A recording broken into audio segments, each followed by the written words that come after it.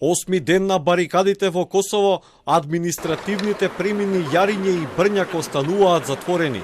Не работат ниту училиштата на северот на земјата, а КВОР во меѓувреме го разгледува и барањето за враќање на 1000 припадници на српските безбедносни сили согласно резолуцијата 1244. Внимателно ја следиме ситуацијата на северот на Косово. КФОР има способност и персонал да овозможи безбедно обкружување и слобода на движење на сите заедници, врз основа на резолуцијата 1244 од 1999 година. Српските медиуми објавија и за четврто апсење на припадник на косовската полиција, но и за постоење на наводен список за лов на срби, на кој според нив има 230 лица.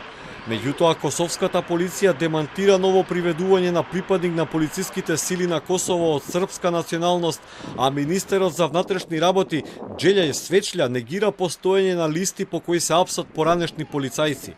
Министерот за внатрешни работи на Србија Ивица Дачич пред денешниот 11-ти конгрес на СПС го посочи косовскиот премиер Албин Курти како најголема пречка во дијалогот меѓу Белград и Приштина. Нагласи дека неговата земја е подготвена за дијалог, но истакна дека има црвени линии во процесот. Mislim da je suština svega da se nalazimo u jednom virtualnom procesu koji je prožet raznim individualnim i pojedinačnim nepromišljenim aktima Kurtija, koji je očigledno najveća smetnja dijalogu. I vi ne možete ni da vodite ozbiljan dijalog o nekim važnim pitanjima, jer se bavite svakoga dana i svake nedelje deeskalacijom i prevazilaženjem različitih problema.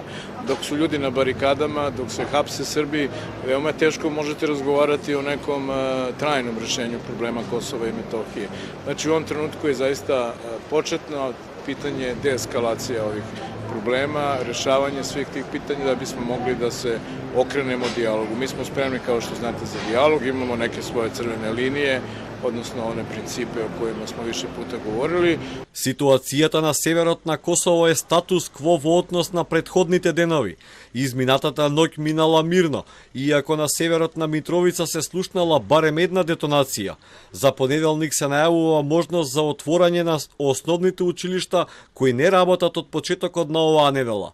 Кризниот штаб на северот на Косово соопшти дека е донесена одлука за испраќање на барање до локалните самоуправи, за продолжување на наставата за основците со физичко присуство, а за средношколците онлайн.